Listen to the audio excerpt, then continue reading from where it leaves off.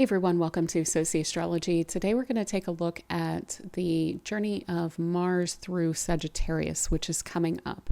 So this is going to be a bit more of an exciting Mars in Sagittarius, if you can believe it, than is usual. It will be during Sagittarius season in part, and so it's going to be joined by the inner planets. It'll be joined by Mercury first, and then the Sun, and then Venus as it goes through Sagittarius. So we are coming up to a period of time after we have a lot of water that we're going to be dealing with. We're going to be coming into a time where we have increasing Sagittarius energy that's coming in to kind of lighten that up. Still look at it pretty philosophically, still look at it from this kind of broad-minded perspective of what it is that we are grappling with in our lives and the releases that we've had to do in our lives recently. And of course, some of the chaos in the world that we're all witnessing and trying to grapple with how to respond to that. We're getting a boost in terms of lightheartedness, in terms of joy, in terms of joviality that's going to be coming in and hopefully making it a little bit more fun and playful of an energy to be dealing with on kind of the other side of a lot of the introspection that we're going to be doing during this broader season. So let's go ahead and get into it. Let's talk about some dates first, and then we'll look at this kind of from a personal perspective and then from a collective political perspective. And then we will look at this sign by sign based on what house Mars is going to be in your chart. And of course, you can feel free to check out your sun sign and your moon sign, but I definitely recommend checking out the time-stamped horoscopes for your rising sign in particular, because then that will put that Mars in the correct whole sign house that it'll be traveling through as it is in Sagittarius. So in terms of dates, we have Mars going into Sagittarius on the 4th of November, and it will be there until about the 15th of December, 2025. And as I mentioned, it's going to be joined by Mercury, the Sun, and Venus. And it's going to be making some aspects as it's going through this area. So one of those will be that it will oppose Uranus, which should be pretty explosive. It will be sextile to Pluto as well, which is going to speak about some dynamics of sovereignty and things like this. It will conjoin a Mercury retrograde, which is going to be a bit of a mess, very much a hot mess that's going to come up when that conjunction takes place. It will also square the nodal axis, so it'll be at the south nodal bending, and it will then, toward the end of its sojourn through this sign, square Saturn, and then it will finally square Neptune just before it moves into Capricorn. And there is a fascinating alignment with the Sun and Venus that's coming up. We're going to talk about that in depth in its own video, but I'll just quickly point out how that alignment is going to be building up in Sagittarius season particularly. So let's go ahead and talk about this on a personal level. This is where I feel like I love this the most. So there's a lot of energy for adventure. There's a strong desire for freedom, for independence, for travel that is coming through with this Mars in Sagittarius on a general kind of personal level. So if you feel the urge to explore, to go on an adventure, to feel more free, to feel like you are kind of seeking a part of yourself out in the broader world, whether that be through books and learning or through physical travel, adventure, connecting with people, exchanging with people, things like this. So there's also this aspect then with this of like seeking truth and meaning and higher purpose. This is a Jupiter ruled sign, so it is very philosophical. It is also even a bit ideological, but typically there's a spiritual kind of underpinning to the ideological bent to these Jupiter ruled signs of Sagittarius and Pisces. Now, this is the more active sign that Jupiter rules, so it will be more looking outside of itself and engaging with the world outside of itself in this more overt way than, say, in Pisces, where it's more of an internal kind of a process. So we could even see this come up with Mars in particular. We can get conflicts and things like that. So when it comes to truth and meaning and higher purpose, there may be this urge to act on principle or even to defend one's principles and to even potentially push one's principles upon other people. But we'll get into that as well in a moment. There's really just this desire to feel an expansion of one's worldview. So to connect with others, to teach others, to lead others, to bring people to a greater sense, again, of having fun, of being playful, of looking at the kind of more joyous aspects of life, but still in this kind of Sagittarian mischievous kind of way as well, where there's a kind of desire to dig into the more exciting aspects of life and really engage with that. So this can also wind up coming through as a lot of restlessness or wanderlust that is felt very much internally. So that can be part of where that energy for adventure, desire for freedom winds up coming up. Mars really acts upon our energy, and it can get very restless in these places. So there may be a really strong desire to break free from routines, again, to grow and explore and expand and go places and experience things that we don't usually experience. So looking at life in this broader view of, this is my one life that I get to experience, at least in this lifetime, and I want to make it meaningful, right? So there can be this kind of impatience or risk-taking attitude to that as well, of feeling the need to kind of make one's mark. And that can wind up leading into a bit of like carelessness, even impulsivity, taking impulsive actions, especially if you feel boxed in. So that is just kind of a bit more of the potential downfall that we can get with this. So if that energy is coming through in a very uncharacteristic way, it may be worth kind of checking it a bit and making sure that you're not disrupting longer term plans out of a desire to shake things up, right? So this is going to be helpful for optimism. Again, I think that this is something that is going to be just in time for us. Sometimes there can be some overconfidence in this place as well. A huge amount of, again, like boldness, joviality, excitability, but that can lead to overextension as well. So also watching out for what you are kind of jumping on board with. You may be jumping on board with too many things to be able to manage. So also another thing to kind of keep in mind is overextension or overconfidence, or a tendency also to preach or to try and convince others of one's own beliefs. There can be a tendency to just kind of go too far in all of these different ways. So that's what we want to check for. That's what we want to keep kind of at a reasonable level here. Pluses, minuses to a willingness to fight over these matters of beliefs or values. There can also then be, on the negative side, tendency to speak before knowing, hubristic kind of argumentation, and a need to be quote unquote right about things. So, and by that, sadly, I don't mean to be really correct and to check oneself. There can be an ability to do that, certainly. But with Mars in this place, it's going to push to prove what it has said or to prove the ideas that it's put out there, certainly long before it's willing to say, hey, maybe that wasn't totally correct. Maybe I need to take that back, look at it a little bit differently. Maybe you were right on that. There is an ability for Sagittarius to do that, but with Mars, it's going to fight before it winds up doing that too. So there can be this kind of polarization or alienating based on beliefs. And with some people, this can even wind up rising to a level of like fanaticism or fundamentalism, or this kind of like righteous indignation or moral superiority that can become this kind of self-righteousness as well, and can become kind of extreme too, where especially again, if we argue ourselves into a corner and then we just build and build and build upon that, then we can really start to reach towards some extremes there. And this Mars is not going to be great with specifically balance. Again, that's not really the strong suit of either of the Jupiter ruled signs, but especially when Mars is involved, it can go really, really, really far. So that's one thing, even in ourselves, that we might want to check. If we are triggered by someone putting out a philosophical argument, and we have a lot of that because there's the social media and everyone's very politically wound up right now.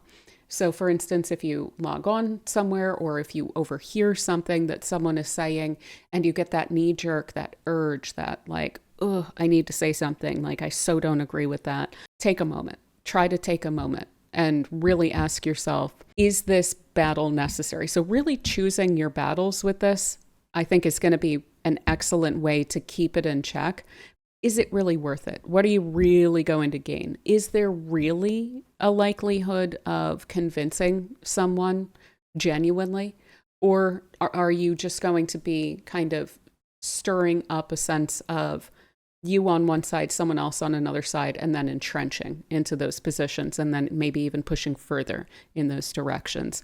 Kind of just keeping that in mind, I think, is going to do us a lot of good here. Any sort of refusal to listen or learn, again, with Mars, this is, and especially in an active sign like Sagittarius, to have that Mars there, it will be more likely to push out than to take in. And when we're dealing with Sagittarius, we are dealing with these matters of learning and teaching.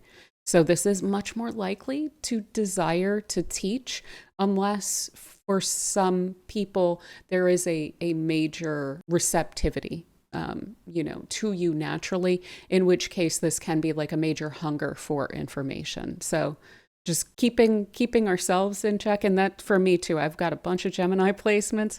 I've got my Mars in Gemini, so this one's going to oppose it. And in those moments, I'm going to have to keep in mind, am I pushing my ideas? Am I offering advice that is unsolicited? Things like this. So yeah, trying not to put our foot in our mouth that way. And also really trying not to be tactless too. Sagittarius can be kind of blunt when it comes to words, and especially in that moment where we get that Mercury retrograde conjoined to this Mars, there's a huge risk of bluntness, of tactlessness, of putting one's foot in one's mouth, of refusing to listen, of just saying things that are going to have to be walked back later on, and then a refusal to budge in that moment as well. So again, these are just some things to keep in check. It's a wonderful alignment, I feel. I tend to work with this energy pretty well, but it is going to, again, bring this kind of more lighthearted joviality, or this stirring up of that adventurous spirit in us that specifically, as I've been talking about in recent videos, there's a lot of water that we've been dealing with. It's very emotional. We've been dealing with a lot of needing to reflect and go inward and process things. And that will continue through part of this transit of Mars through Sagittarius. But it lightens up a lot with Mars going in here. And then certainly as the Sun and Venus start to catch up with it as well, the scales are going to start really tipping a lot more in that direction of having fun. And also really perfect for us as we're leading into, at least in some places, the holiday season.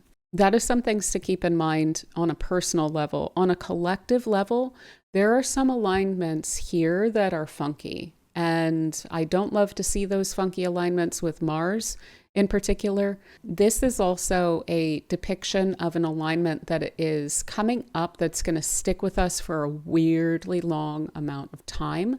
It is starting around this point, as we're going to mention. Remember how I said that toward the end of the transit of Mars through Sagittarius, that it's going to start making squares to Saturn and Neptune. Those two are out in Pisces, and that's when we start getting this interesting alignment where the Sun is really protected on both sides by Venus, and Mars is really what it winds up looking like, is that there's this weird kind of level of protecting or insulating the Sun. And that's going to continue into Capricorn pretty much through the point that it winds up opposing Jupiter as well. So that looks to me like it is a broader kind of theme. We're going to dig into that either, I think it's in the next, it's going to be, I think about 2 videos from now, we're going to go deeper into that one. But this really has my eye. It's a fascinating kind of an alignment. It's also rarer than you might think. This one sometimes comes up on what looks like a 6-year pattern, but it also skips a lot of years too. So I think we've only had like several of these since the 70s, basically. But yeah, on a collective level, especially in the beginning, there is a major potential for a lot of explosiveness. So this could directly speak to literal like fires or violence or like tech breakdowns.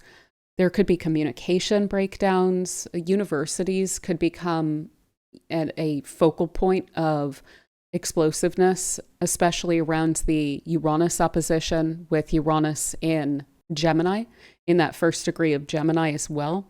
And this can also speak to this kind of explosion of mass movements or uprisings, specifically around ideology and belief, because a lot of that is going to hinge on the fact that right as Mars goes into Sagittarius, as we'll mention more directly, it will go straight into an opposition with Uranus in Gemini. And those two signs are just fundamentally about matters of belief and ideology, communication as well. So I wouldn't be surprised to see some breakdowns of international relations as well with Mars in this sign.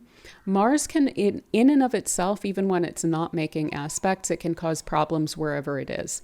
And when it's in Sagittarius, it is speaking to matters of travel, of international relations, of immigration, of adventurism, of academia, spirituality, things like this. So we will likely see hiccups, problems, fights, conflicts, breakdowns, things like that. Also breakthroughs, and the kind of excitement and urges to push more in these directions as well on the brighter side of that. So when it does come to this like international relations, diplomacy, there's likely to be a lot of aggression, potentially even militarization of our international relations, and ideological conflicts both within, but potential, and of course we've seen that. We know that that's a thing that is going on in a lot of different countries right now, but potentially also across borders.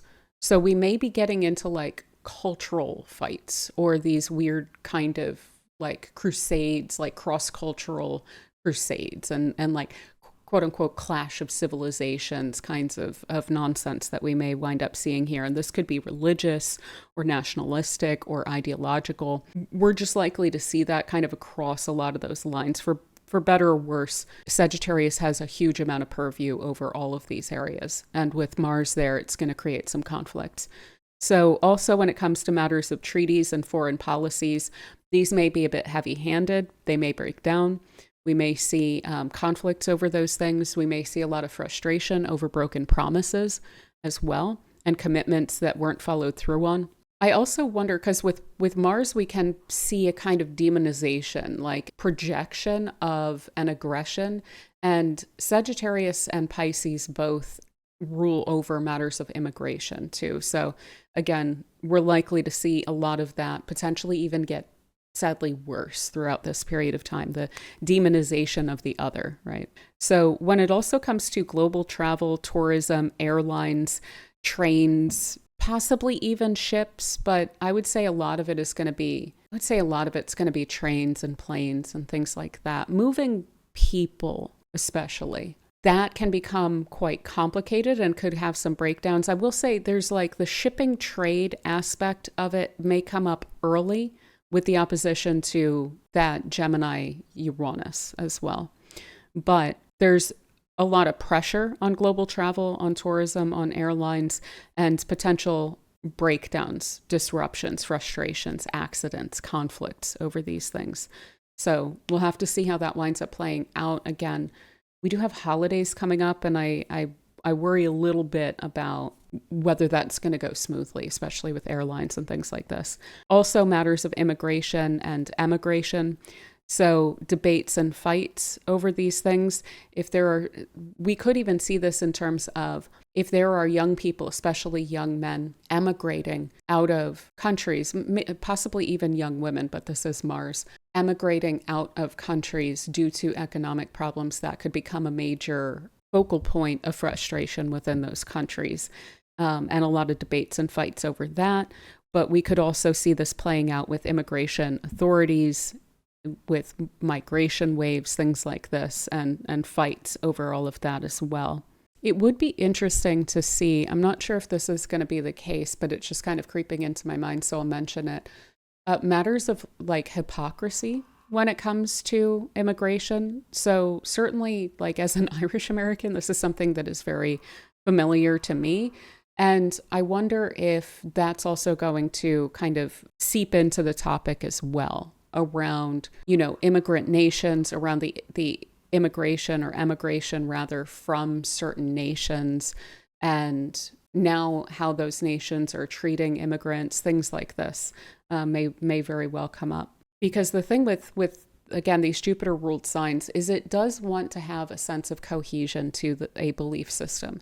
It's not going to want to do these kinds of necessarily one-off, well, my side is allowed to do this, but the other side is not allowed to do this kind of thing. It doesn't like to have that kind of cognitive dissonance.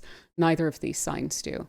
And when those things come up, it becomes pretty frustrating. So especially perhaps around that conjunction with Mercury retrograde, there may be matters of hypocrisy that's pointed out. The lack of cohesion of the worldviews of certain people, and perhaps especially around matters of speech rights or universities or immigration or things along these lines. So spirituality as well. Also, very explorative, or explorative. And that could be like earthly geography, that could be space travel breakthroughs or breakdowns or things like this, as well as exploration in terms of knowledge too. So it's a very expansionist kind of a placement as well. And there can be some level of adventurism to this, pluses and minuses on that as well. So of course, on the one hand, that is a natural human thing. That's pretty much what we've been doing from the start. That's what makes humans humans, is the fact that we dispersed and spread out. But of course, as we've seen throughout history, sometimes that adventurism can be a kind of zero-sum game. So there may be some of that to this as well, of this kind of going adventuring and either exploiting resources or people or things like that as well. There's also likely to be a lot of fights around matters of cultural exchange and globalization and things like this. So those might be pretty hot topics around foreign ministries or embassies. Those could also become places of some conflict as well. Again, universities, perhaps even international universities and think tanks and things like this. So there could be, specifically when it comes to academia, like academic breakthroughs or controls and rigidity. I think we can see where the latter aspect of that is likely to come through as well. But also when it comes to philosophies and religions and religious institutions, especially the kind of proselytizing faiths, may become quite aggressive around this period of time.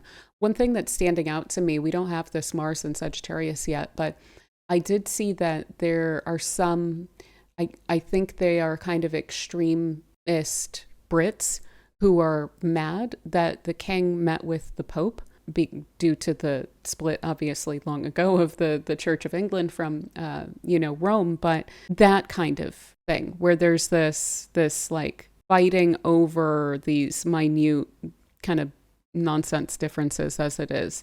So we may see some really kind of more aggressive religious movements, maybe, again, even the more militarized aspects of what is masquerading as a kind of religious movement right now could become more overt or more pushy, socially speaking, and get into this kind of cultural or ideological crusading as well, unfortunately.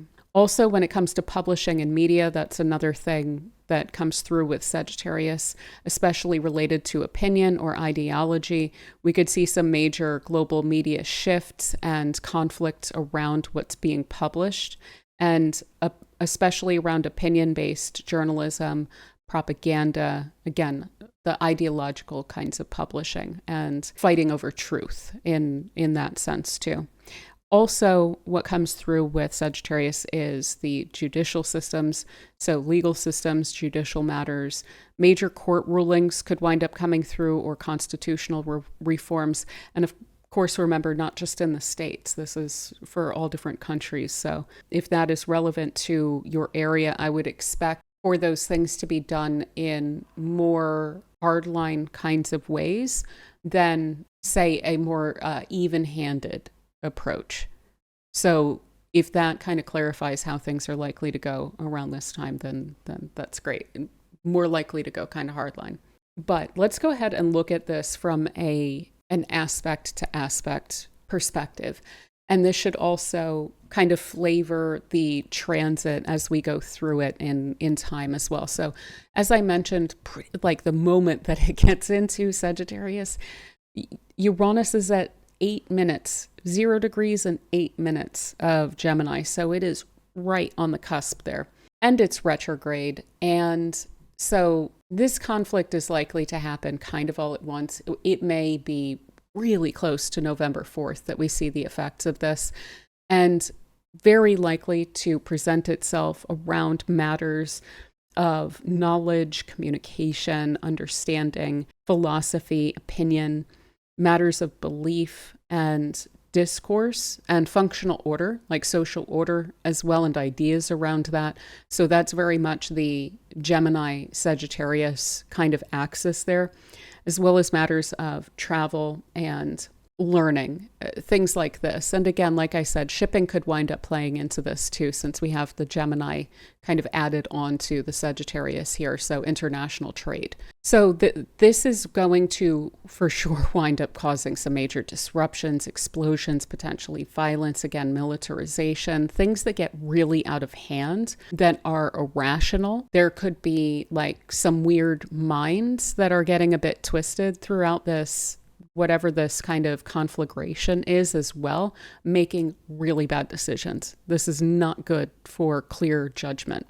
And it's also likely to represent something of a catalyst as well. So this can wind up showing up as outbursts or shocks, surprises. There's also an element to a Mars-Uranus hard aspect like this around hatred, contrarianism, defiance as well. So I would not expect the best of people. I would not expect for people to just be behaving like normal, rational human beings throughout this period of time in particular. Now, on the plus side, and we could see some events, basically, is kind of what I'm getting at there. Hopefully there's no accidents. If there are, I would expect for it to be travel related or fire related. There could be like physical fighting over ideas. There could be argumentation, yelling, trying to get one's voice out and one's ideas out over others loudly. So one thing I would definitely 100% again recommend on a personal level is, especially around this time, really try not to get into arguments, because this can snowball big time in a surprising, like that came out of left field. I never thought that was going to wind up turning into what it did kind of a way. So this could even be getting into an argument or a fight with someone and then it turns physical or something like that. So just really be careful about pushing your ideas or around people who are pushing their ideas on you. If you can just step out of those situations and avoid what this could wind up turning into, I would highly recommend that. Just don't get involved, basically. But on the plus side, this can wind up speaking to good catalysts or sparks, a lot of energy, a lot of excitement, a lot of insight, and being able to see through certain things. That defiance might also be, I'm not going to be caged in this kind of anti-freedom or anti-liberty kind of a sense, so if people are in connections that are really controlling, or if they are in global situations, political situations that are very controlling, this can really drive up that Mars. Plus that, neither of these are going to deal with the other one of them, trying to control them in remotely a calm, acquiescent kind of a manner. These are not going to acquiesce to each other at all. So when it comes to that, maybe some of these sparks, maybe some of these urges are actually quite helpful. But again, things can snowball. So even if we are kind of standing up to authority or something like that, or a kind of twisting of words or something along those lines, again, just keep in mind that we don't know where the culmination point of that is. And it might be more extreme than we're bargaining for. That's what I'll throw out there. I will say, though, if there are any solutions, any technological communications, solutions, internet signals, how do we get the words and ideas from A to B kinds of solutions that need some creative thinking, that need someone to go outside of the box and look at it very differently in order to find a solution. This would stir that up in hopefully the right people to look at something in a funky way and wind up being a catalyst for some kind of communications breakthrough or something along those lines. But yeah, I would not expect for this to be a normal day. I would expect for any sort of order to wind up kind of falling apart a bit around that time. Now, right on the heels of this as well, and therefore kind of feeding into this broader situation, even of that opposition, it's likely to speak kind of directly to that situation, will be the sextile to Pluto that Mars will make on the 6th of November. So we're still very early in these signs, and this is an issue of control and power. When we're dealing with Mars and Pluto, that's what we're dealing with, for better or worse. Willpower, yes. Power over ourselves, yes. But also, this is where you start to get problems of trying to control other people and trying to enforce one's own will upon others, possibly en masse or possibly just someone else in your life. So keeping in mind that that may be a theme that winds up presenting itself. If it does, better to know that a situation is going on than to not know. This also, when we get Mars and Pluto, can go toward hatred and anger and things like even sadism. That's not quite as much of a thing when we're dealing with the Mars Uranus. That's a bit more schizzy. This is a bit more pathological and controlling when we're dealing with the Mars Pluto kind of a thing. So this one is a bit more intentional to it. So it's less of a just, oh, that went completely sideways. And it didn't even seem like there was much human intervention in the fact that it wound up going sideways. This is very driven by will. So it's intentional what winds up taking place with these kinds of alignments. With that sextile, we can utilize it personally. It can also be utilized by not so great people who are a little bit or a lot over controlling of other people. So when it comes to perspectives, because we have to also keep in mind that these planets are in Sagittarius and Aquarius, this is about collective perspectives, collective ideas, ideals, things like this. Even contrarianism and radicalism can show up in both of these signs as well. So there can be this kind of, again, violence and anger that are worked up by these two over matters of dogma and whether people are believing the acceptable, correct things or not, and trying to control that, in this kind of screwy way. There can be a sense of creating obligation or manipulating people. There can be a desire to seek harm as well with this. I'm going to get to the better parts of this, believe me, but I want to get this kind of out of the way on the front end. Extremes of behavior, extremes of cruelty as well, coercion, persuasion. This can really lack some scruples, and it can wind up leading to very explosive feelings and explosive kinds of manipulations and things like that. So really over controlling when this is utilized by someone who is already inclined toward that. So keeping an eye on the behavior, maybe if you're trying to check in on someone's behavior and you're not quite sure what side of the fence they're on, if what they're doing is cool or not, or accidental or not, this is going to be kind of an intentional period of time where people like that are likely to really show their colors. So that can be helpful to see how that's playing out, but try not to fall into the playing small and, again, kind of obeying aspect of that, right? So on a plus level, this can really drive up a lot of willpower. There is ego in this, so we're going to have to kind of keep that in mind of over-identification, perhaps with outcomes or trying to control the direction of something. But it can really drive up a sense of power over ourselves throughout this time. So a lot of determination, a lot of being able to channel our drive here. If that gets thrown off a bit, which it's likely to because of where Uranus is in the mix here, that can lead to some frustration. So that's one aspect of it to keep in mind on a personal level as well. But this does lend itself a lot to matters of progress, again, matters of collective belief, of this kind of big picture aspect of life that comes through with Sagittarius and Aquarius, both pretty progressive signs here. Matters of idealism, of freedom. So if we need to free ourselves, or this kind of desire to create freedom getting driven up within us, that we can act upon, that we can try to create for ourselves during this period of time. And there's some support there for that. This is also really likely to support a sense of nonconformity or individuality, independence, basically, and support a sense of a broad vision, a broad kind of ideal vision for things, and leaps forward in that sense as well. But just watch for contrarianism for the sake of it, defiance for the sake of it, pretense as well. Like, try not to just kind of look down upon other people as well. So that's something that can take place with these alignments too.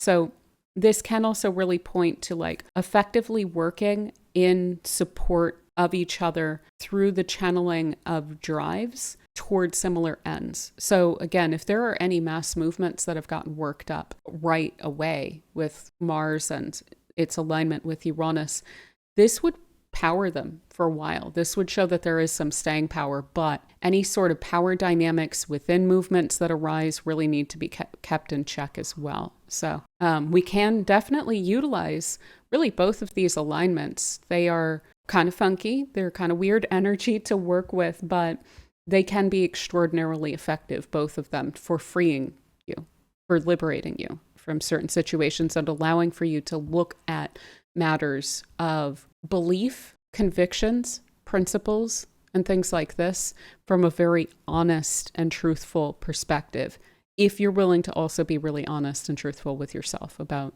your own self as well. So there's going to be a little while then where this Mars is kind of gaining some ground and so forth. On the 19th of November, we get the exact conjunction of Mercury retrograde with this Mars in Sagittarius.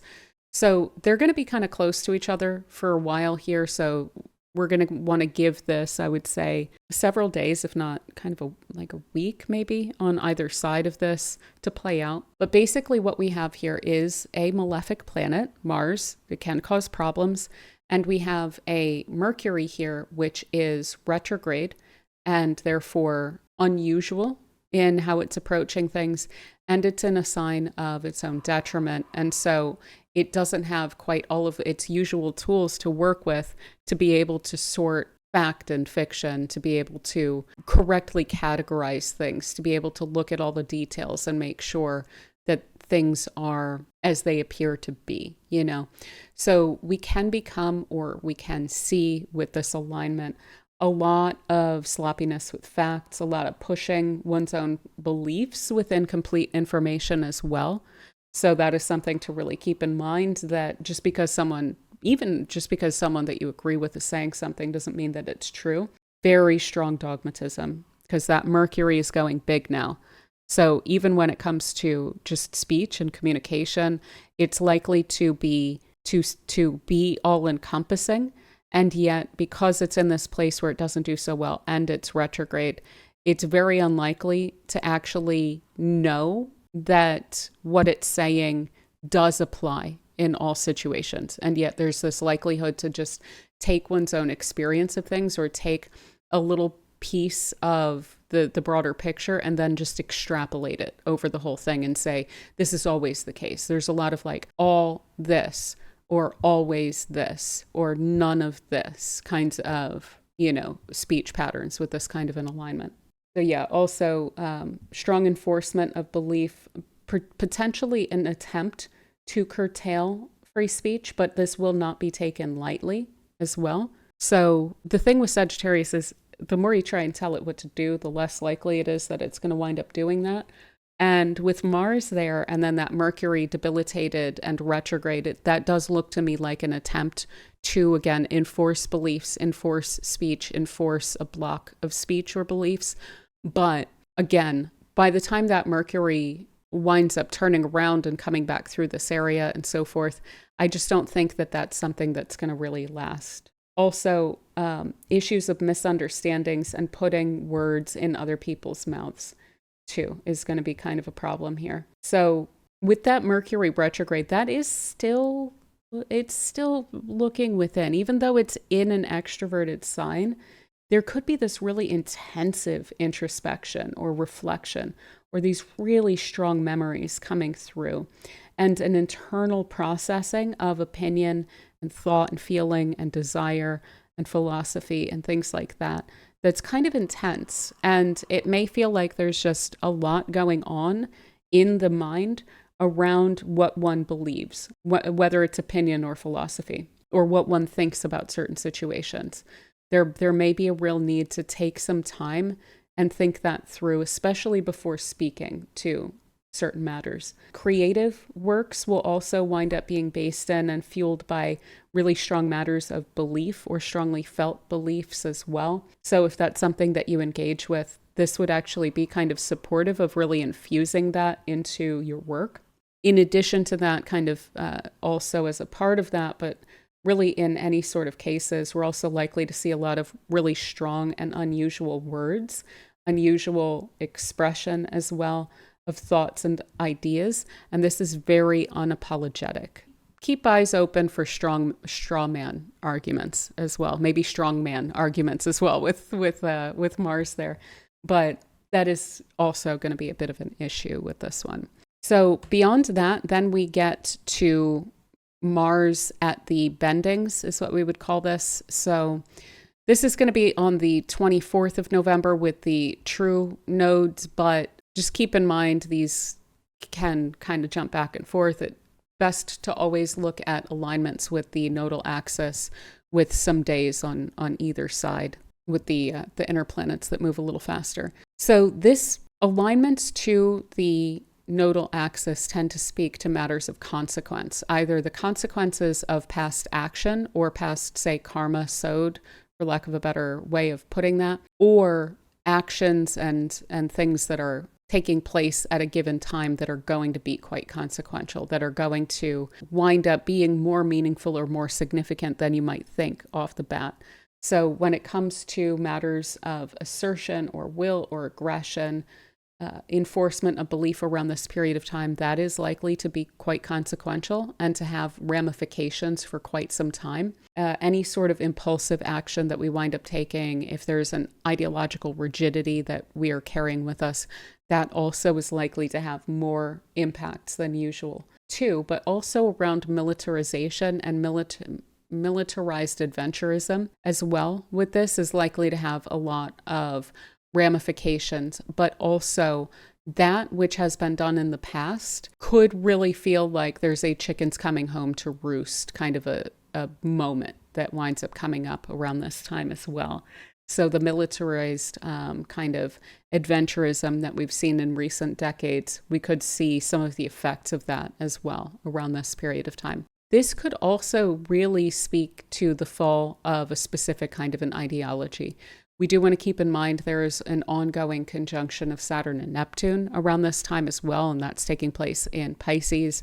And that's also in alignment in a trine, more or less, with Jupiter, which is ruling all of these alignments too. So this could be a clearing away of an ideology or a philosophy or a perspective. There could be, again, a breakdown in a kind of cross-cultural understanding as well around this period of time. But it could just speak to like there's something that's kind of falling apart. There's this kind of karmic reckoning that winds up coming through when we're dealing with the nodal axis. And when we're dealing with Mars in Sagittarius, this would be a pretty aggressive or a pretty like all-encompassing kind of a philosophy that's really breaking down at this point too, or at least coming under a lot of strain and a lot of challenge. Also, any sort of like narcissistic actions or hateful actions, things like that, anger, rash actions, impulsiveness, again, things like that are likely to have more impacts than we would expect. So best to avoid those kinds of things.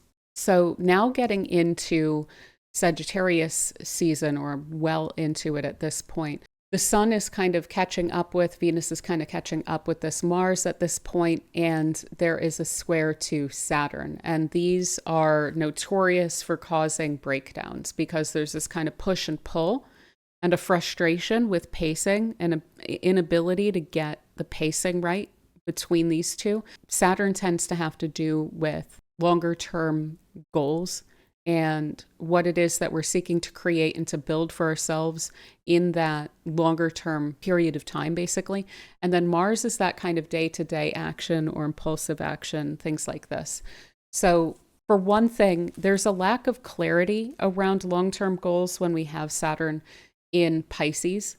There can be a lack of clarity around the boundaries or where we're actually going to wind up anchoring ourselves. The anchoring can get kind of complicated with Saturn there. So it's already kind of struggling a little bit in Pisces there.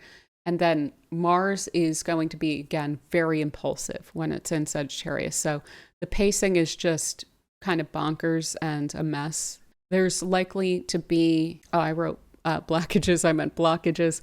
So blocking things, the pacing is just kind of wrong there. So we can see major disruptions with these kinds of alignments as well. Major conflicts with authority. This is kind of similar to the bendings as well because of the fact that Saturn tends to bring in these matters of like karmic consequence and so on too. And so there can be this major impatience, a clarity around, for some, unsustainability of action, possibly related to beliefs, knowledge, connection, education, ideology, spirituality, these very Jupiterian areas of life, and maybe even travel as well. So international travel can come up with these. There could be some blockage along those lines too. But when it comes to action and the unsustainability of it, one of the issues with these alignments is that sometimes we cannot see that something's unsustainable and we keep pushing and pushing and pushing, thinking, I'm just going to overcome what the obstacle that Saturn's creating through force of will. And you can't always do that with these alignments. Sometimes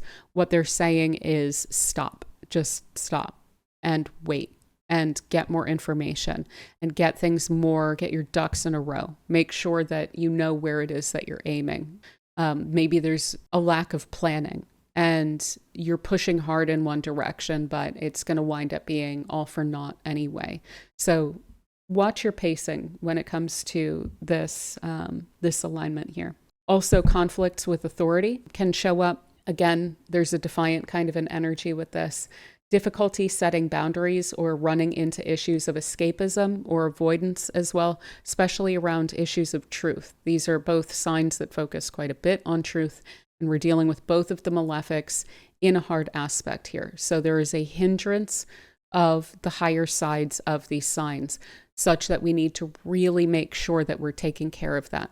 So when it does come to the higher mind aspect of Jupiter, of being really honest with oneself, making sure that one's convictions are really being represented all of the time and not just when it's convenient. Making sure that there is kind of purity of purpose that is kind of being sought, and that there's this genuine desire of internal personal expansion and not just expansion into the realm of others, right? So those issues of boundaries, either our own boundaries and allowing for that to be trampled, or other people's boundaries and trampling those things. So this is something also really important to keep in mind. Escaping and avoiding truth is going to be a huge problem here for a lot of people. So hopefully not for anyone that is here right now. Also, trying to be patient and looking at those blockages as an opportunity to look at the matter differently or from a broader perspective, from that Jupiterian vantage point around how to pursue a goal. And work on your pacing by creating like step-by-step plans of action. If you're too frustrated to create a step-by-step plan, probably dealing with truth issues anyway, so that I think is going to be a really wonderful way to check ourselves with this. Additionally, then, this can bring up issues of restraining enthusiasm or a mismatch of ideals and constraints.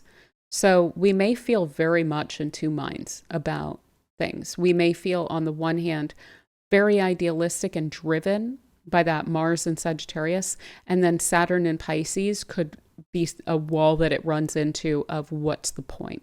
we're going to have to try and balance that out quite a bit as well. There can be over idealism, and there can be a total breakdown of idealism with this alignment too. So that's going to be a bit of a challenge for us. And again, just kind of avoiding blind determination. Don't just try to plow through obstacles. When we're dealing with both of these ruled by Jupiter, there's a higher truth that we need to be seeking out there. And so when we hit those obstacles, there's a reason for it. Take your time with it. Now, additionally, then we have at the very end of this a square to Neptune in Pisces as well. So again, both ruled by Jupiter, but this is even more kind of nebulous here. So this can be us just like running into a lack of direction or just a total lack of clarity around our long-term goals. Maybe there was an enthusiasm that got sapped by the square to Saturn, and now we're just kind of floating in it. Like, where are we trying to go? What is the direction here? Where am I supposed to shoot this arrow, right? So total lack of clarity around the direction, the path, the journey, the end game, what our long-term goals are. And we could feel that we're losing steam or that our energy levels are starting to fluctuate here. I would say a lot of that is probably around assumptions or ideals that are unclear, or a sense of deception or misjudging or misunderstanding where it is that we're headed. One thing that we should definitely try to do with this is to just try to know why, if we can just get the why down, because this is going to give some enthusiasm toward a why, and it should give us a vantage point of why we are motivated towards something, why we are taking action. Avoiding wishful thinking and avoiding escapism, avoiding trying not to deal with reality, I think is going to be really important toward not taking self-sabotaging action during this period of time, to just be totally blunt about that. We may be feeling very defensive or even aggressive and yet not fully understanding a situation.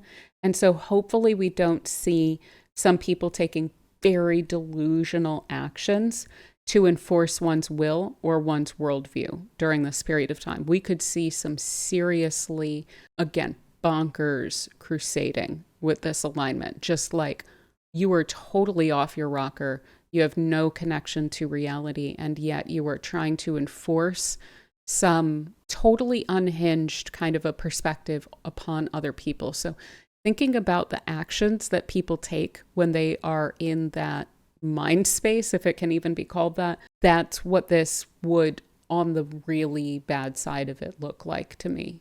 So cultish behavior, or again, people who are just completely unattached to reality, taking really crazy action here. Now, on the plus side, this can definitely motivate creative or spiritual work that could present as something of a breakthrough. If we're able to channel the intensity of the square here between these two, then hopefully we can feel very motivated and a kind of clear direction or a clear vision of where it is that we're trying to get at, especially if it's something that's usually a little difficult for us to be working with.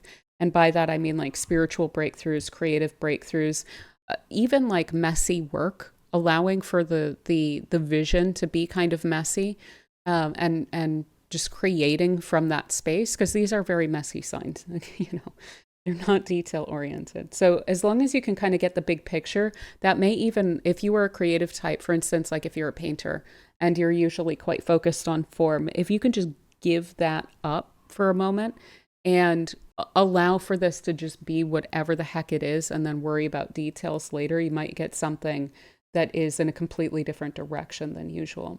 Breakthroughs along those lines could also prove somewhat elusive. So if you start to push in a new direction and you feel motivated to that end, we are dealing with Neptune. Sometimes it leads us down a beautiful path that appears to just end and not actually lead us somewhere. There's usually a really wonderful lesson in it, though. So I would recommend any sort of joyous or creative, spiritual, or charity or compassionate kind of helping others work that you're motivated to do around this time. If you are motivated to really act upon, and I mean this in a gentle way, your ideals and your convictions and your principles, then that is wonderful. Even if you don't see the end game, even if it doesn't seem like there ever is an end game with it, there's going to be some sort of a beautiful lesson in engaging with that. So I would recommend that. Some are going to get very impatient with matters of tradition or morality, compassion, and try to force an issue where they feel like they're getting caged in by energies that they don't understand, and this could blow back. So I'll give you an example of that in particular. This could be someone who doesn't understand why we have the social structures that we have. And this could be, for instance, a young person that thinks that they know everything and they are very new to social, rules and situations, and think that, oh, well, I'm just going to do my thing because you are trying to cage me in, and they can get stuck in that personalized, I'm feeling caged, and that's a problem because I'm the protagonist and how I feel is the most important thing. Whereas those of us who have been around a little bit longer understand that some of the social controls that we keep in place in order for society to function based on some tradition, because some of that pans out quite well. Some of those structures that we have are due to the fact that if we have everyone just acting upon their own will, that gets explosive and that winds up becoming a huge problem. This could be someone just really taking a sense of like self-sovereignty to an extreme and then running into a big problem along those lines. So I don't know exactly who that would be, but this could be someone like totally trashing a tradition and thinking, oh, I'm this renegade, everyone's going to support me because I have these brilliant ideas that are going to break us out of these constraints. And then they just get clobbered by reason that is applied from other people and kind of ridiculed, therefore, and kind of hung out to dry, basically, for having been so naive. So things like that, I would also imagine that we may see around this period of time. There may also be a bit of an interesting sacrificial lamb quality to this that I was just kind of intuitively picking up on. And so I kind of feel like there's possibly something to do with Christianity that's coming up with this alignment. There may be some conflicts over that's coming up in December, right on time, of course. So yeah, I think that is a lot of what I wanted to look at with the Sagittarius Mars. I'm personally, I have a bunch of mutable placements, so this is going to align in a kind of, janky way with my own chart. But there's still a part of this that I'm kind of excited about. The excitement of it, the joviality of it, the fun-loving nature of it, the jokes that go along with it. The less seriously that we can take ourselves, the better that this is going to wind up going for us. I think there's going to be a lot of hilarious stuff that winds up going on in just kind of popular culture and in discourse and so forth. That's, something that's kind of fun to engage with, and that hopefully will lighten up some of the heavier, more internalized, introspective energies that we've been swimming in for a lot of October, and then decreasingly throughout November as we get the personal planets moving out of Scorpio into Sagittarius. So yeah, there is a major energetic shift that's taking place throughout the season that I think is going to be right on time, as we get more and more into this season. So yeah, I hope that we can all enjoy some aspects of this. And other than that, thank you all so much for spending this time with me. I really greatly appreciate it. Again, there are timestamps for all of the signs if you want to check those out. And if you don't mind hitting the thumbs up button, I would greatly appreciate that. It helps the video to get spread around. It helps the channel to grow. And do consider sticking around by subscribing if you enjoy content like this. Also, a little announcement that there's a few slots left that are going to be open for year ahead readings before we get into 2026. So if that is something that you are interested in, probably better to get on that sooner than later, because those are going to wind up filling out when we get into December and people start to really question about the year ahead as well. And I do want to thank so much the members of this channel for your support. So thank you so much to Angel Niblock, Michelle Howell, JJ, Deborah Keel-Leavitt, Patrick McKenney, Jody, Anne-Marie, C. Rezer, Peace Out, Maria Cyril Hyro, Rachel Windholtz, the Z-Man 1291, Aya, Lynn Newman, Long T Standing, the Nelson Cat Maya, Connie DiMartino, Dali Gizi, Mango JT, B Love, Grace, Psyche Lloyd, Noah, Aquarian Antiquarian, Susan Martin, Jonathan Mason, Chad Wiseman, Ezekiel David LaRosa, Adrian K, SP, Teresa Jones, Seda Topkowoglu, Sherry Leas, Horse Dog Notebook, Justice League Pie, Nioke Beam, Ashley Gonzalez, Create, Surandar Rao, Gales Tarot and Astrology, Talitha McKenzie, Park Jung Young, Kay from NH, Denise Sanin, Pitar Music, Pat K, Travis Dandro, Nancy Imhoff, Sunny, Angela Lazaire, Peta Carlin, Sarah MCap, Jane Bevan, Elizabeth Drew, Lori Clinchard, Alina Fisher, MD, Tina Reynolds, Tanis Miller, Sacred Alpaca, and Tanya Napolitano. Thank you all so much for your support. Much love to you all. And if you are interested in memberships, there's information in the description box below. And other than all of that, let's go ahead and get into the sign by sign. All right, so for Aries, we have Mars in Sagittarius transiting through your 9th house. So this is going to drive up a lot of desire and urge to expand your horizons in several different ways, likely. This could be physical or this could be educational, or in terms of connecting with new people and new experiences, just taking on board a lot of just new experiences, wanting to experience life outside of the ordinary and wanting to take that on as a part of your life, to expand your life, basically.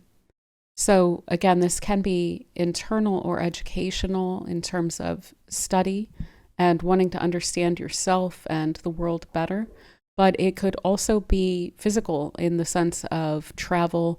You may wind up taking some classes or desiring to take some classes. You could be wanting to dig into foreign cultures more, or foreign philosophies, things that you're just not familiar with. This is very much outside your comfort zone, outside of what it is that you're familiar with. So desire to reach out into that broad world of the things that you haven't personally experienced yet and take new pieces of that in. So there could be complications along all of these lines as well. That is typically the case with Mars, but also a determination when it comes to those issues. So travel, learning, sharing your opinions. There can be little issues that wind up arising with that. So if you do plan to travel, be careful. Try not to speed. Try not to be too hasty or too careless or impatient or rash with those kinds of experiences. And also when it comes to learning and sharing your opinions, this may come across, your sharing opinions, as more aggressive than you intend, or more dogmatic, or more argumentative than usual. So just kind of keeping in mind that those things can wind up kind of playing out that way a little bit more than usual. Maybe trying to soften your approach with things like that a little bit more, just so that it's not taken that way, because that's what people are going to be picking up on when it comes to that.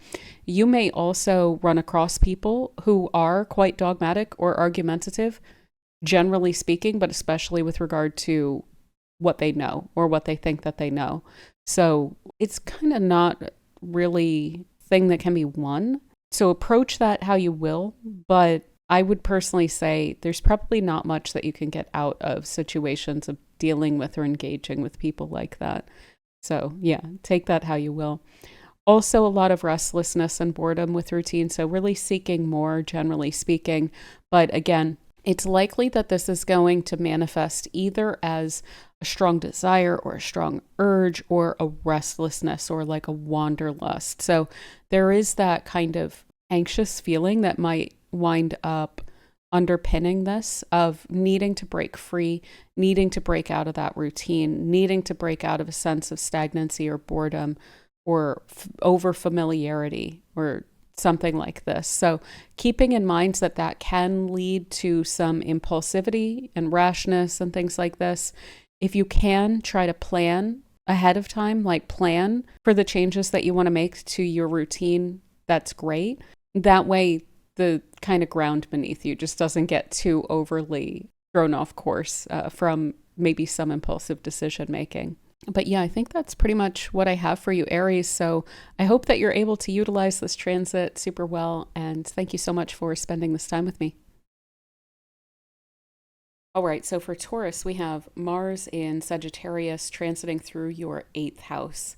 And the 8th house has to do with your connections with other people, your commitments, where your resources are combined with others, as well as your interconnections with other people. So this can speak to personal entanglements that may demand some attention, that are going to require basically some effort and some energy be put into them. And that may also be that they're going to be requiring money. There may be a weird expense that winds up coming up. So that's always good as something to watch for, especially when this first pops into Sagittarius. Remember how it's going to oppose Uranus, and that Uranus is going to be in your 2nd house. So on the front end of this, I would really look at it and prepare for maybe a weird expense that winds up coming up, specifically financially. But that can also be someone coming in and kind of shaking your sense of self-confidence or your sense of self-worth. And there may be a test in that of needing to kind of stand up for yourself or needing to provide stronger emotional resources basically to yourself as well here. So it may be a little bit bumpy when it comes to those connections that you have, those entanglements, the dependencies that you have, especially when it comes to looking for assurance outside of yourself.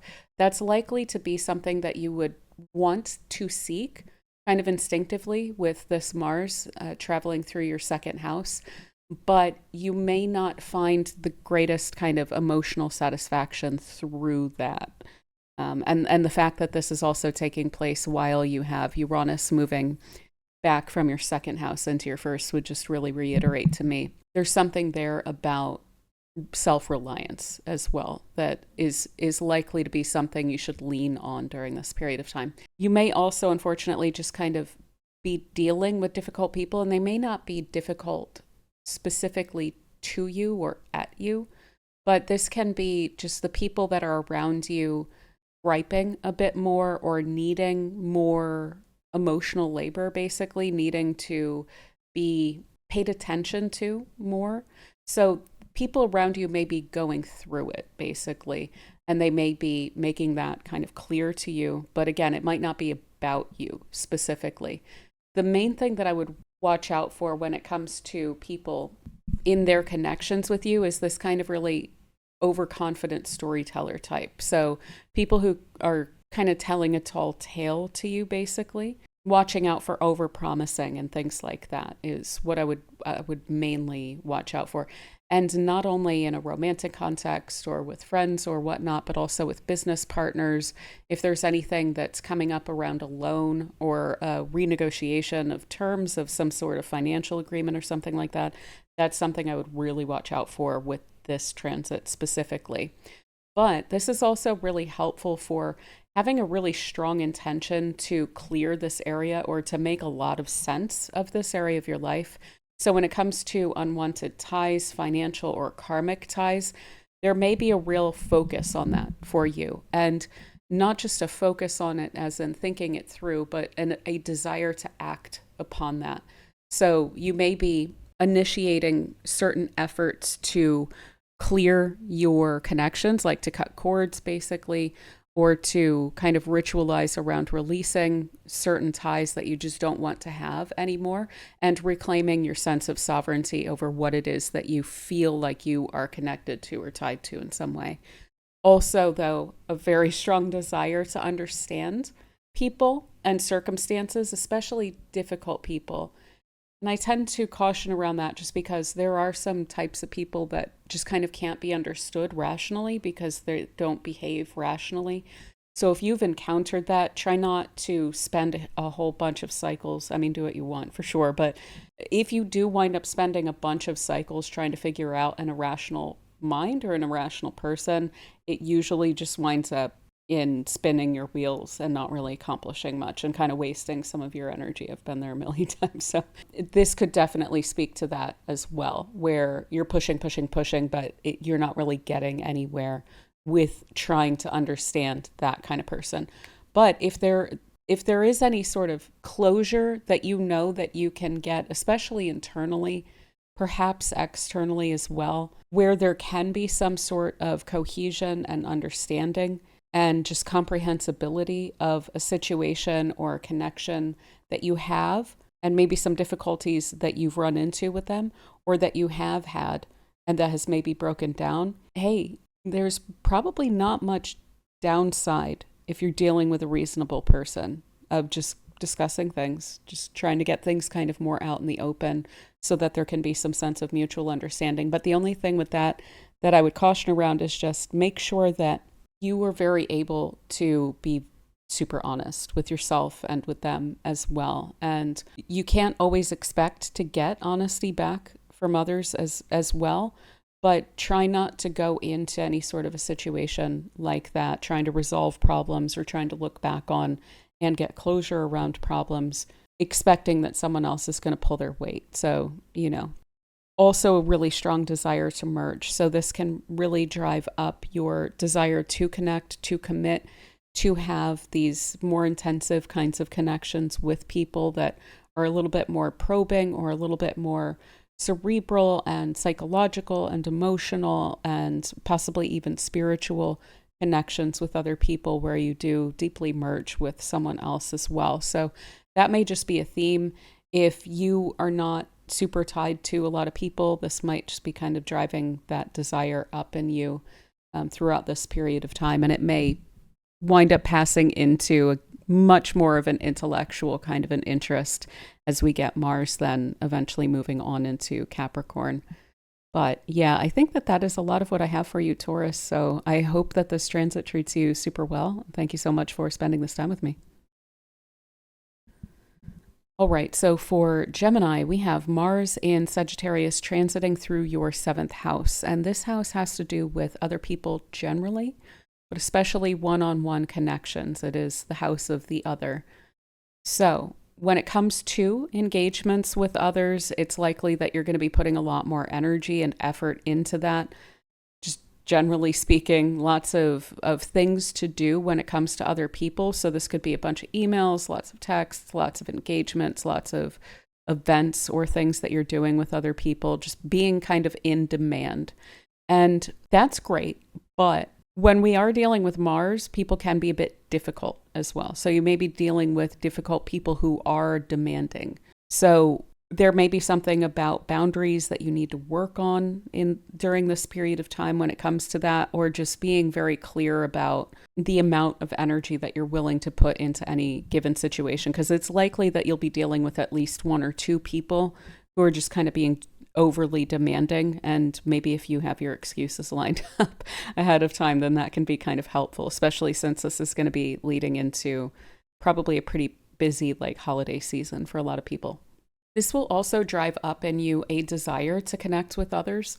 So this is probably going to be kind of philosophical or intellectual or excitable in nature. Maybe you're wanting to go on adventures with people or just share your ideas, connect intellectually, have, wide-ranging conversations and, tap into their ideas about different things and bounce your ideas off of people and just have fun and just have a kind of joyous time with the people around you. And so if there aren't a lot of people around you, this could be stirring that desire up in you to connect with some new people and to have people to engage with around you as well. And yeah, I guess this people who push you beyond your limits, some of that I've covered. There's different ways to look at that. And that is, I remember now why I worded it that way.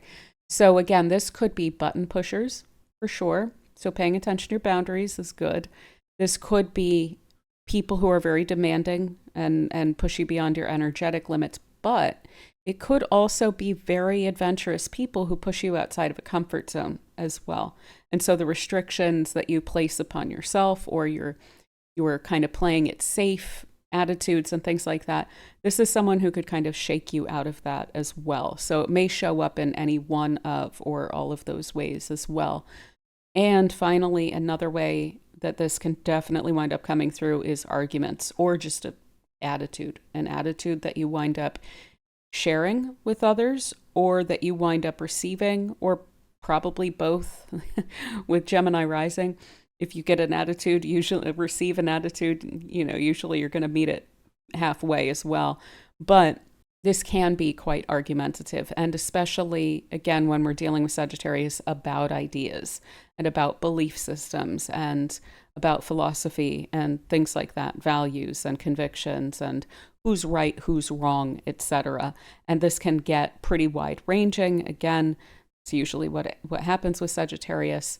So try not to be overly pretentious, like I was mentioning in the general, especially when this winds up lining up with Pluto in your ninth. That can be a bit of a tendency that can come up. But also, just generally speaking, try not to get an attitude of you're wrong, I'm right, especially hastily, because that can kind of leave you looking a little bit silly afterward. And some of those Mars lessons that we wind up receiving are around overaggression. So just kind of thinking that through and trying to be as soft-edged with people as you can. But yeah, I think that's a lot of what I have for you, Gemini. So I hope this transit treats you super well. And thank you so much for spending this time with me.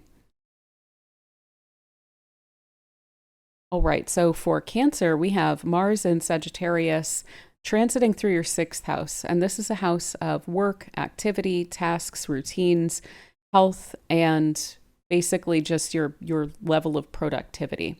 It's a very physical, like tangible, everyday kind of house. So you're likely to feel like you have a lot of stuff to do. And you may even, I hate to say, Mars can present as things you don't want to do when it's in the sixth as well. So you may feel kind of torn between feeling like you have a lot to do, and that may or may not be true. It may just be that you don't want to do it, feeling overstretched by the tasks that you need to deal with, and also a desire to just get on top of it and get things done and then move on and be able to have fun. So there may be a bit of a push-pull kind of relationship that you're having with your routine throughout this period of time. You may be wanting to shake it up or make it a little bit more exciting as well. So I would recommend, if you can kind of pace yourself or break up your tasks, if you can take more short breaks and be intentional about doing an activity that's actually fun, interspersed within your tasks and your work and your activities and things like that, that could maybe help, hopefully. One thing I will say about this is that when it comes to learning specifically, you may be a little impatient about that, but there is going to be a desire there. So if you are wanting to learn how to do a craft or something, or you're wanting to perfect something, craft a skill, something like this, or you're wanting to become more efficient with your work and tasks, and maybe figuring out specifically how to get your organizational or scheduling structure such that you're able to focus on the long-term goal, but you're still able to do and hone in on what am I doing today and tomorrow and this week, that kind of thing. This would help with that. But yeah, ultimately, I mean, I do feel like this is going to feel like some restlessness or a little bit of stir crazy when it comes to your routine. So like I said, just shaking things up when you can is, I think, going to be as helpful as you can get along those lines. Also, I mean, if you're able to take some time out, if you control your routine, and you've just been like trying to push and get ahead, maybe you don't so much need to do that right now. Maybe you can take a little bit of time to just kind of do something else other than just focusing on tasks at hand. It may be easier said than done because there is that determination there, but there's also a bit of a fed up attitude that Mars can bring in too. So finding that balance and not overdoing it, I think, is going to be as helpful as possible.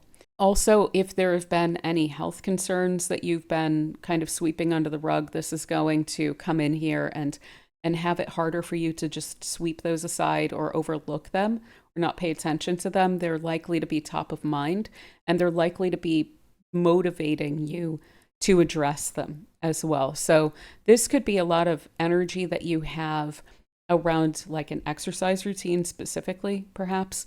This could be like running, like medium distance running with Mars and Sagittarius in your sixth, that for some reason during this period of time you might get super into. Maybe it lasts, maybe it doesn't. Or just going on walks like through nature or whatever and contemplating during that period of time, or listening to a podcast or something like that as well is kind of energetically resonant, I feel like, with this. But also like learning about health and looking at your health goals and trying to meet them. So if you can gamify that, that's another thing. Like gamifying your routine is going to be excellent for this kind of archetype coming through there as well. Now, hopefully with some projects, this is going to be more along the lines of passion projects that you don't quote unquote have to do. It's the have to that Mars and Sagittarius can struggle with. If you don't have to do something, but it's a passion project, you're likely to be very enthusiastic about it and want to focus a lot of attention on that. So like I said, if you do have some control over your work routine and so forth, and you're able to carve out more space from that for a passion project or just a hobby that may not be super structured, maybe you have a long-term plan to monetize it or whatever, but it doesn't have to be like that. Just as long as there's something fun that feels playful, that you're able to engage with on as much of an everyday basis as you can, I think that's going to help this to have an outlet and prevent it from either getting bottled up and causing an acute health kind of a thing, like getting sick or something like that, or getting super restless and anxious, basically, or just totally stir crazy. But that said, the enthusiasm for passion projects, let's say that that's getting worked up in you, and let's say maybe you don't have control over your work routine and so forth, you could wind up overextending yourself as well on a lot of different fronts. So promising to do certain things when you have a certain set amount of work and energy that you need to put into work, overextending on passion projects, maybe multiplying them as well and going in different multiple directions when it comes to that physical overextension. So if you are taking up an exercise routine, keep in mind that you're starting from a place where you need to stretch first for sure, and you need to do that even gently if you're just starting something out. If you have like a diet or something that you're doing, try not to go in full force where you wind up like throwing off your digestive system or something like that. So it's that kind of all in attitude can go too far. This is going to be about trying to allow for that to play and allow for that to extend you a bit without overreaching, but also without bottling it up so that it winds up reacting against your daily tasks and activities and routine in a very frustrated manner. So yeah, I hope that makes sense. And that is pretty much what I have for you, Cancer. So I hope that this transit treats you super well. And thank you so much for spending this time with me.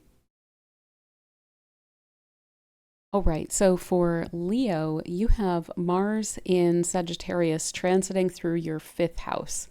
And this is a pretty good one because the fifth house has to do with pleasure and joy and your kind of childlike nature, your interests, hobbies, passion projects, as well as your children specifically. And so there's going to be a strong urge or desire to have fun, to be childlike, to be jovial, to go out and meet people and mingle and connect with people. If you are remotely extroverted, and if you're just super introverted and you won't go that direction at all, this is going to drive up a lot of passion in you for creativity, to be creatively expressive, and maybe even to like seek to do so in a way that you would wind up wanting to like put out into the world.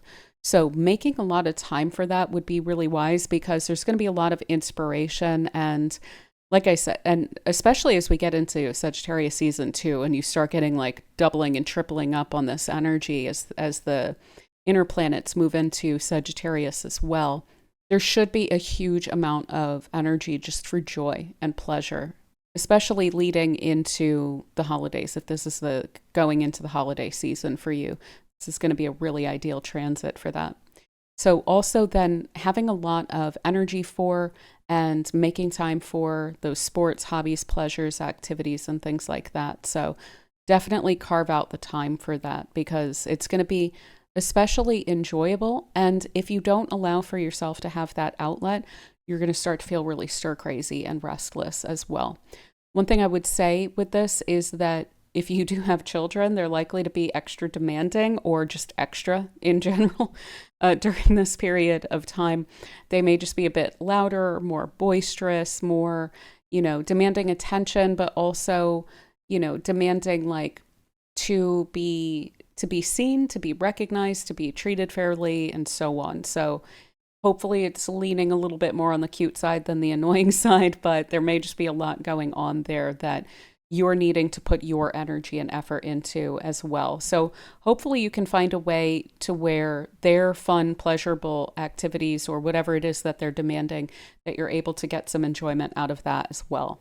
And yeah, like I said, try not to bottle this up because the more that you do, the more that it's going to feel like an overwhelming or overbrimming restlessness. There's a wanderlust and there's a desire for adventure that's inherent to this. That's going to be the case whether you bottle it up or not. You may want to like go on a road trip or go to a place in your town that you haven't been before. Just kind of get outside of your comfort zone and expand your horizons in a way that is just for pleasure. Just for pleasure.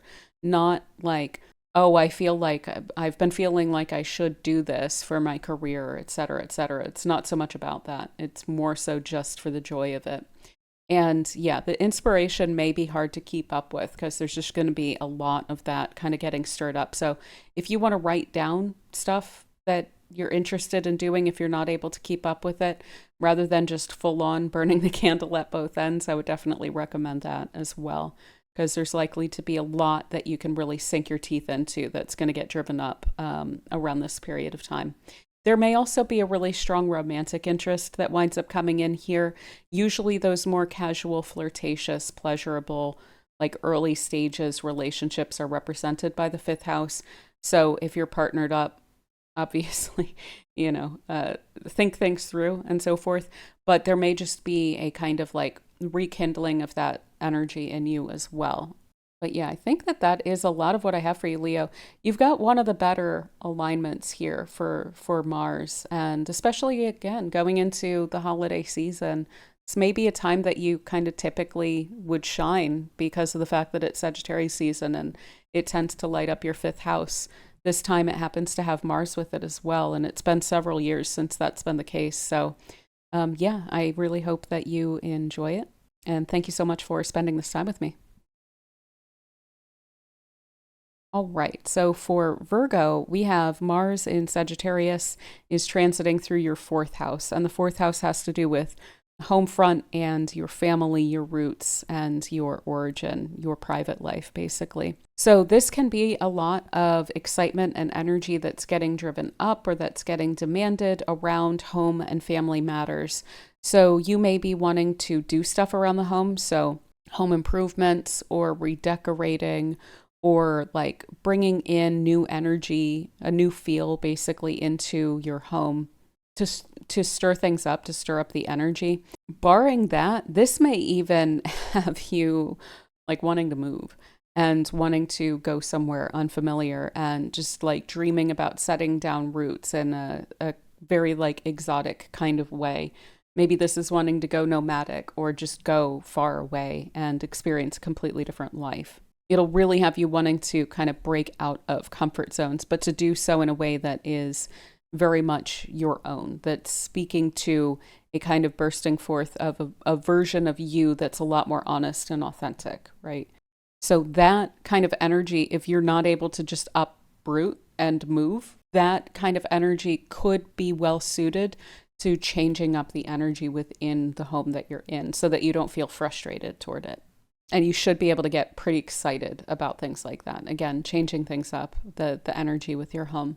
As I said, family may be demanding a lot of energy as well. And you may be like engaging with them quite a bit. This is, of course, in a lot of places going to be around the holiday season. So that kind of makes a lot of sense. You may just be conversing with and connecting with them a lot more. There can be some bickering or argumentation that winds up coming up with family members or within the home as well. So that is something to keep in mind, that hopefully things won't kind of snowball as well in terms of arguments. So keeping that in check, or making sure that you know where the line is with that and trying not to cross the line, and maybe encouraging people to stay within, the lines of acceptable assertiveness with each other. But yeah, there's such a fine line between excitement and frustration with Mars. So just kind of keeping in check that kind of thing, like keeping that in balance, basically, is what I'm trying to get at. Also, exploration, really a desire to like explore and expand internally.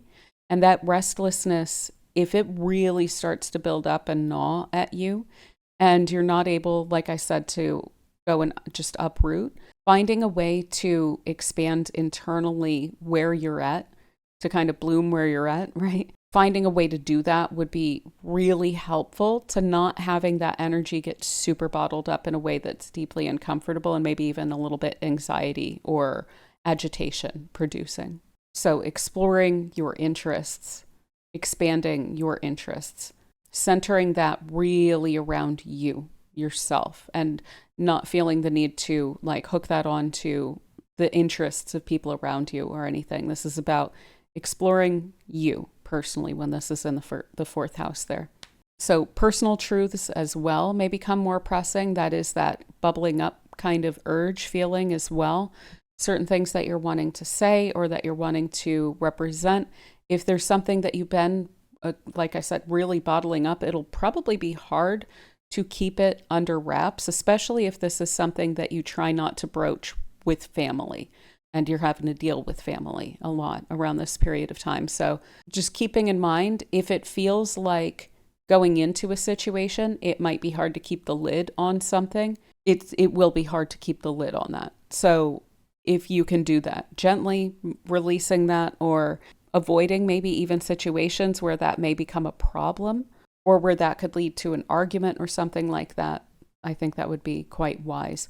Also, when it comes to things that are a little bit off with your home repairs or a need to renew something within your home, I would not be overlooking that around this period of time, because that can then get like extra broken and need to be addressed then all that much sooner and all that much more urgently. So something to just keep in mind, especially if it's a fire hazard, like especially if this is electrical or something like that. I mean, it might even be wise to make sure that electronics are plugged into surge protectors and things like that with this kind of an alignment. But yeah, I think that's a lot of the different angles that I wanted to look at this from for you, Virgo. So I hope that this transit treats you super well, and thank you so much for spending this time with me. All right, so for Libra, we have Mars in Sagittarius transiting through your third house. And this is the place of the people, places, things around you. So your community, your neighborhood, your locality, the people that you connect with communicatively. This is also the place of mind and education, learning, opinion, and so forth, like everyday mental and cerebral matters. So when it comes to your voice and your message, there's a lot of strength to that around this time, likely more than usual. So good to keep that in mind, that you won't need to try as hard to make a strong argument as usual. And so caution around over assertiveness or coming off as very argumentative would be wise. It's just you're likely to do that kind of accidentally more so during this period of time than usual. You'll make your points strongly and perhaps persuasively, but you don't need to force the issue during this period of time. You may also just run across kind of argumentative people around you, hopefully not neighbors and and people like that. But it may very well be just people with attitudes or being kind of argumentative, like at the grocery store and wherever it is that you are, just in your day-to-day life. You may run into just more attitudes. That's the kind of downside of Mars being in one of these houses that can really represent specific groups of people, is that they can be a lot more martial and just on the surface of it. Now, when it comes to your daily life, the things that you just kind of engage with, especially mentally and communicatively, this can help to get a lot done. So this can be just really wanting to get on top of your schedule, your commitments, things like this, and having a lot of drive to complete tasks and things like that. When it comes to technology as well, you may really be desiring to make some major upgrades with that. If you're wanting to learn about technology, this can also really light a fire under you to do that. If there's like a program that you're wanting to master or something like that, this can be really helpful on that front. Or really any topic that's of general interest to you. This can be helpful to driving up an urge to learn and to take in information. This can also drive up a desire to connect with your community and with your extended family. So that can be helpful around holiday time if you celebrate the holidays that are coming up, or if you have holidays that are coming up. But I will caution as well, keeping in mind any sort of people that are represented by a certain house. When Mars is in that house, it can become a little bit argumentative or have some attitude or whatever. So there can be some clashing of opinion or belief with extended family or within your community. So better to maybe err on the side of caution when it comes to those things getting a bit more out of hand than usual during this period of time. So maybe don't bring up politics if you have family over for the holidays. And if it comes up, to just try and keep it light, you know. Yeah, so we mentioned desire to learn, also a desire to share. So that is that strength in your voice as well, that you'll want to keep that in mind on both of those fronts. Is when you are sharing, you may be coming across as more assertive than you would naturally think that you are. So try to share gently. And like I said, try and keep it light. If topics that are kind of heavier, or that there's a matter of opinion or value judgments or things like that involved, just try and broach it from a more gentle place than maybe you're inclined to during this period of time. Also, caution while traveling. Try not to get distracted while you're traveling. If you are flying during this period of time, it would probably be quite wise to give yourself some extra time.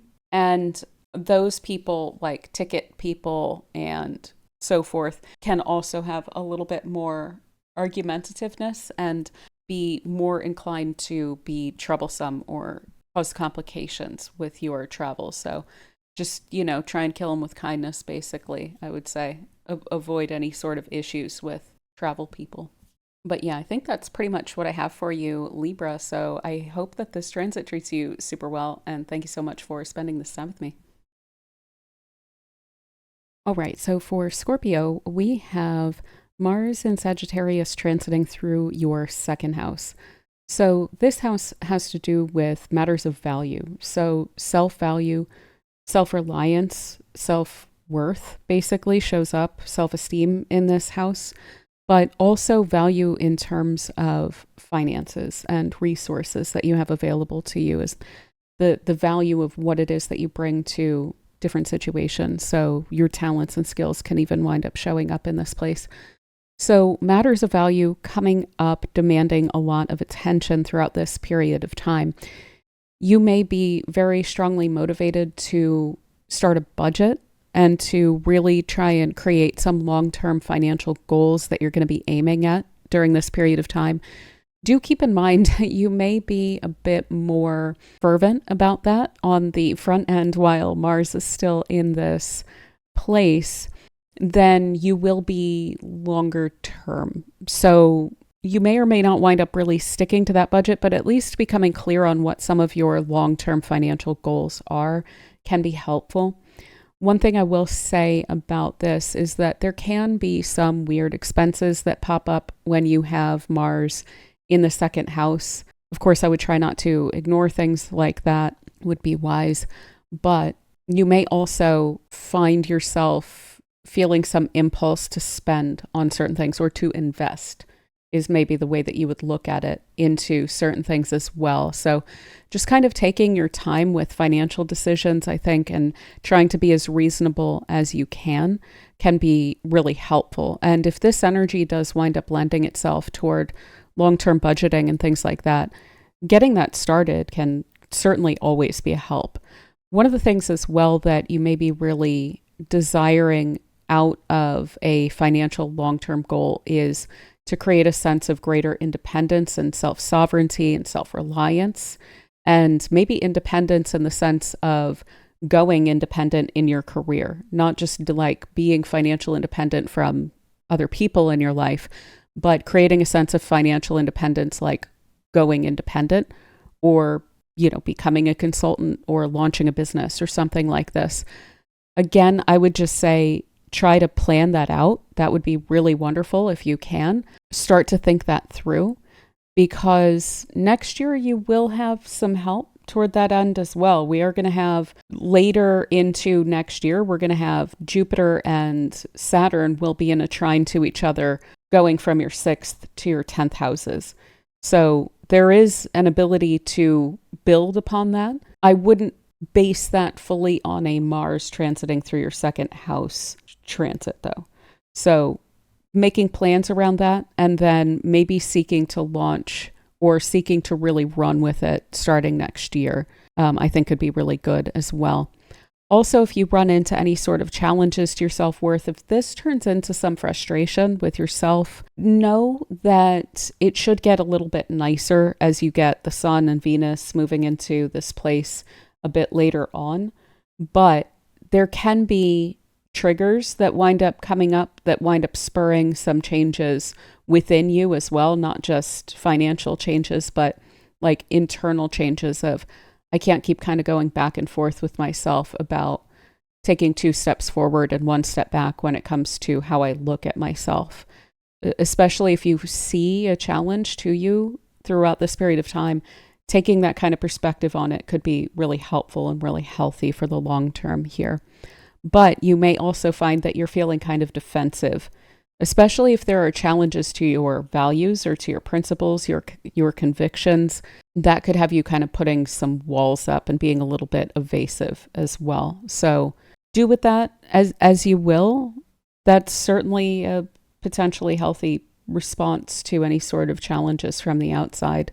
But if this is something that's coming up internally, I would just say, try not to sweep it under the rug, because there's a lot of positive energy to make the kind of progress that you would want when it comes to your sense of self-worth and self-reliance and value and so forth throughout this period of time. And yeah, I think we kind of went over like avoiding impulsive spending. There can be some surprise expenses that wind up coming up. So if you want to plan for a rainy day, that would be really great as well. And I'm just trying to think of what else. You may just also have a lot more energy for bringing money in. So if you work with clients, taking on extra clients, taking on extra hours at work, just kind of pushing a little bit more in order to stock up some finances or in order to free up some room for a big purchase that you're wanting to make or something like that. But yeah, I think that's pretty much what I have for you, Scorpio. So I hope this transit treats you super well, and thank you so much for spending this time with me. All right, so for Sagittarius, we have Mars in Sagittarius transiting through your 1st house of yourself, your identity, the way you portray yourself, the way you see yourself, the way you carry yourself. I also look at transits to the 1st house as kind of how people are approaching you as well. It can certainly show up that way. So you may find that you have a much increased energy and drive, like you're a bit more go-getting, a bit more adventurous, a bit more risk-taking, like there's more of a kind of internal impulse that you are pursuing here. One thing I would watch out for is carelessness or recklessness or taking unnecessary physical risks, because you could hurt yourself totally, especially if you are naturally clumsy, which is something, no offense, that Sagittarius is known for. If you are going kind of risky, in addition to that, you could just be a little bit extra accident prone throughout this time. So I'd be more careful.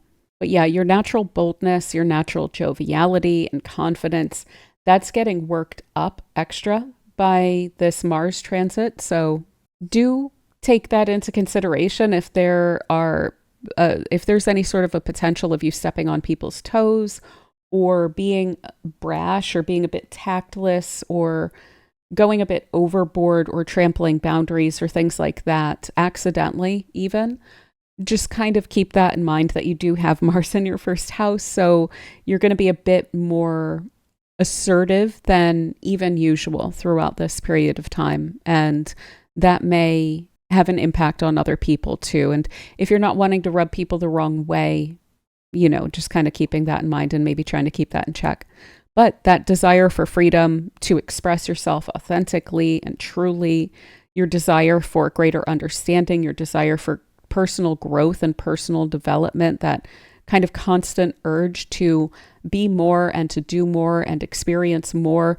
Again, that's going to be just so worked up, a really strong urge to that end. So if you can sign yourself up for stuff like that, if there are classes you're wanting to take, if there are adventures you're wanting to go on, if there is some way that you're wanting to put yourself out there and be seen and take those kinds of risks as well, I would highly recommend it. Will you maybe ruffle some feathers? Yeah. And will people maybe say something about that? Yeah. But this would also give you the ability to handle those kinds of energies too. So yeah, there will be a lot of energies and people to deal with, and some of them will be less pleasant is kind of what I'm getting at with that. And yeah, like I said, I mean, you can handle it with this energy. Maybe avoid having some of that snowball. But the thing with Sagittarius energy and the way that it's going to blend with Mars in a first house way is being able to be extra and then not take it too seriously, laugh it off and move on.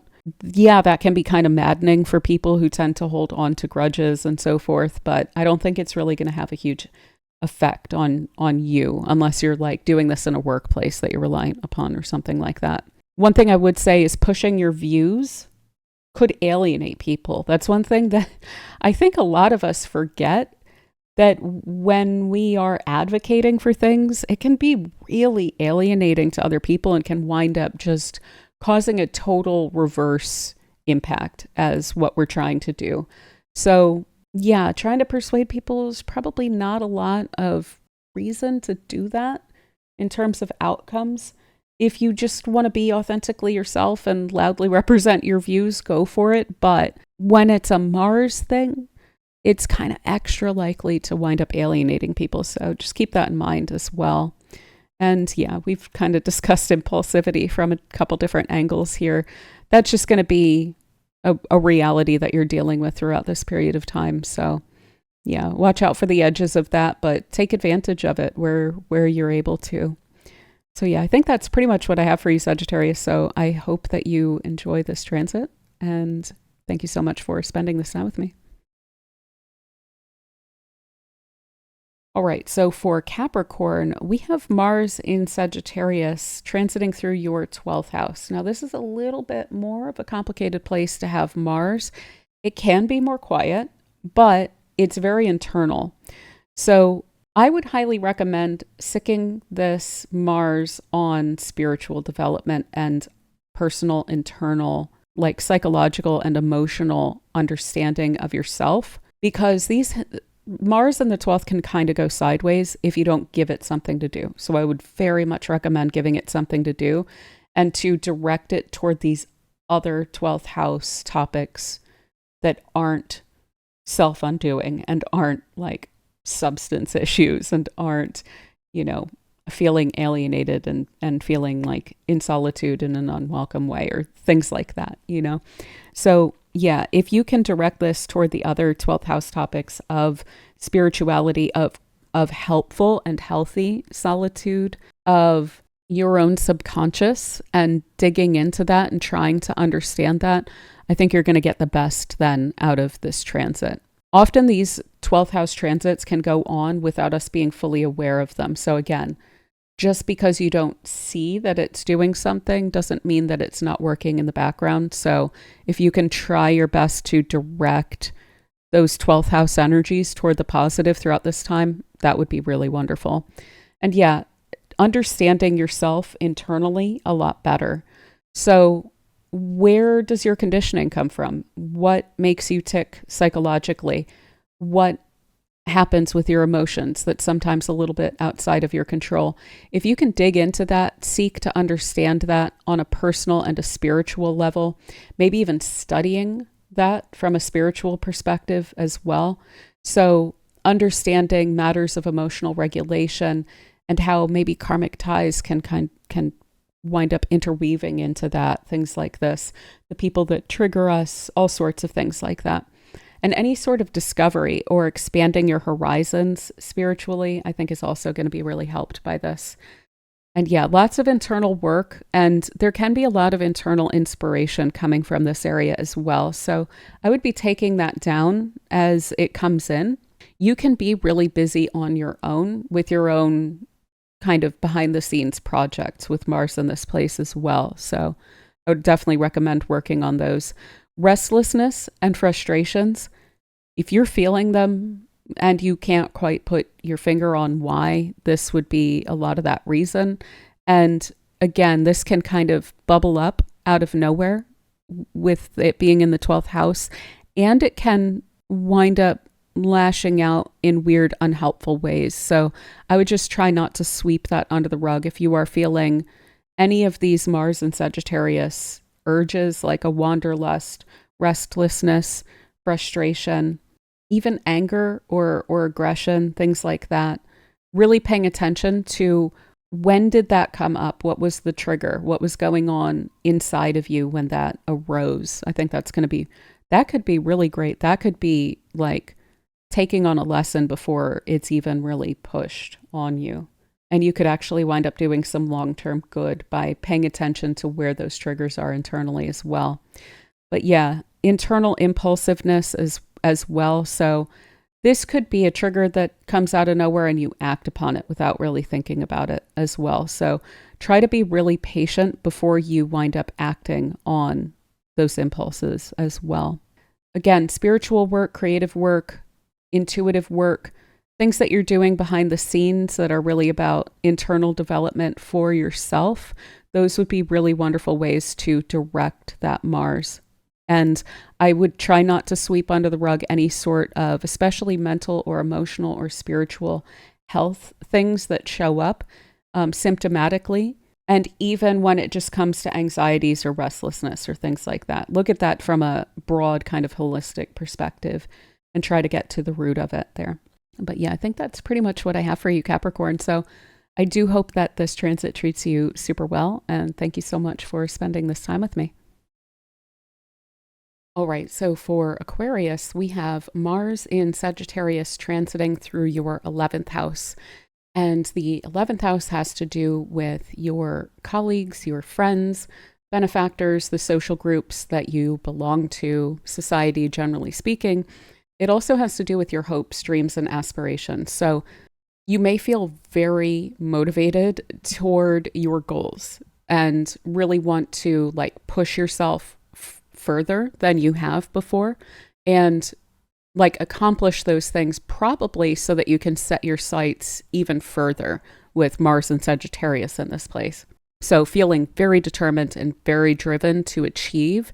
And there's likely to be a lot of inspiration as well, or a lot of dreams and aspirations and hopes that wind up coming in that are kind of new as well for you to wind up getting excited about.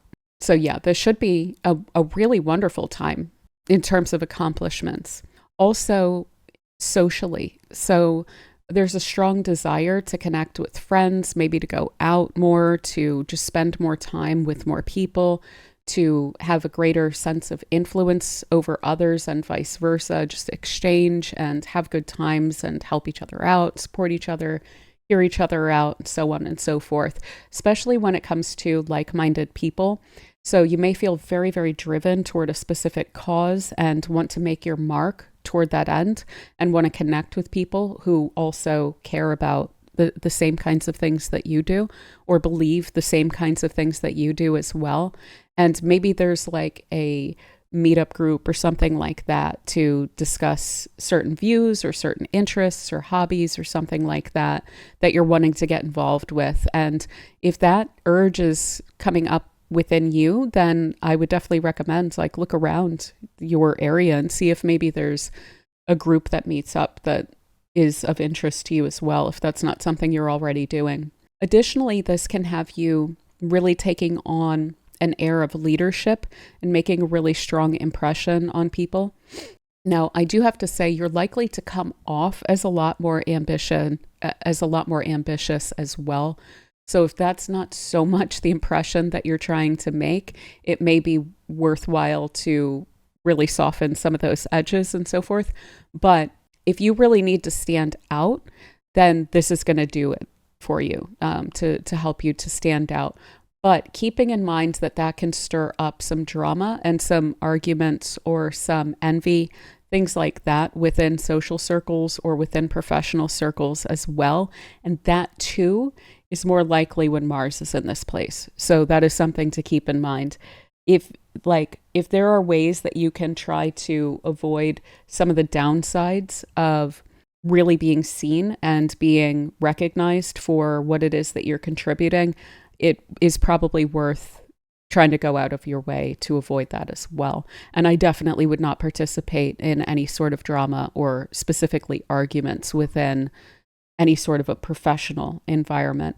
But that may also crop up in your social circles as well, and maybe arguments over beliefs or convictions, values, ideas or opinions about certain matters.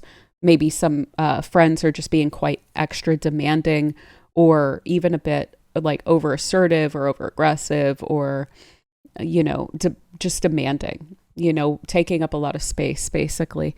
And maybe you're needing to set some boundaries there as well. But yeah, it looks pretty exciting. It's overall a pretty good transit to be dealing with, but just keeping in mind all those little edges of social dynamics. So envy, drama, issues like that can crop up with this as well. But yeah, I think that's pretty much what I have for you, Aquarius. So I hope that this transit treats you super well. And thank you so much for spending this time with me. All right, so for Pisces, we have Mars in Sagittarius is transiting through your 10th house, and your 10th house has to do with your public image. So oftentimes this speaks directly to your career, your reputation, your legacy, your ambitions, what it is that you are trying to create of yourself out in the world. So this is going to drive up a lot of ambition, just straightforwardly, like a drive for recognition for your efforts, a recognition for your talents, the skills that you bring to bear in public. So on a professional level, certainly if you're involved in any sort of public or community groups or anything like that, this is going to have you taking on an air of leadership, publicly speaking as well. So making a really strong impression, definitely standing out very strongly. And it's likely to be very apparent, though, what your ambitions are. So if you need to soften any sort of edges along those lines, that would possibly be wise, especially if there's any sort of potential issue with an authority figure that you have to deal with that may be weird or take a weird kind of an attitude of like, oh, are you gunning for my job or something like that. Then there can be some fallout from this. So I would just really avoid those specific types of issues if there's any opportunity of running into those. Also, really any colleagues or people that may be envious or argumentative or weird or aggressive with regard to, or competitive with regard to the fact that you're standing out. If you can ahead of time, maybe try and soften out those edges, that would be great too. But yeah, also just really desiring to expand your reach, to grow in terms of who you are in the world. So one thing this can drive up as well is a desire to be independent and to have greater freedom and to really just represent yourself. So you may, during this period of time, really desire to be independent professionally as well, or outside of a working context, to somehow show up very much as yourself publicly. So maybe in your community, maybe this is taking on a public facing role in like social media or something like that, making your mark basically. And so there's this strong urge to expand that reach as well, and to be seen, to be recognized for what it is that you're bringing to the table, or for some contribution that you're wanting to make to the world as well. And maybe this is you representing an ideal or a philosophy or a perspective or a way of looking at something or a way of approaching something, basically. So maybe you are kind of like taking up the mantle for something that you really believe in as well. And yeah, as I mentioned, drama, arguments can show up. So when it comes to envious people, or when it comes to those weird kind of domineering boss types that are like defensive about their position, when it comes to ladder climbers or just complicated high conflict personalities in the public sphere, I would just steer clear of them as much as possible, because those things can kind of snowball and go sideways and be a little bit weird. But yeah, otherwise, when it comes to your energy level and your ambition publicly, and especially when it comes to your career and so forth, if you are retired, this would be like really wanting to break free and do what it is that you want to do. Maybe this is going on an adventure or something that you've long dreamed of doing. This is so excellent for that. So I would really lean into all of that energy. And yeah, I think that's pretty much what I have for you, Pisces. So I hope that this transit treats you super well. And thank you so much for spending this time with me.